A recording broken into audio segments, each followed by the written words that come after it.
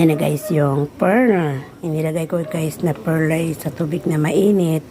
Nagpakulo muna ako ng tubig mainit. Tapos, ayan, nilagay ko na itong pearl.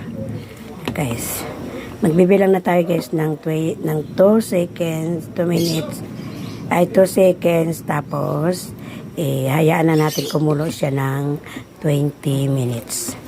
Ayan guys, pagkatapos ng 20 minutes, yan. Papatayin na natin yung kanyang apoy at magbibilang ulit tayo ng 15 minutes para na haunin na natin yung pearl sa may tubig na mainit. Ayan guys.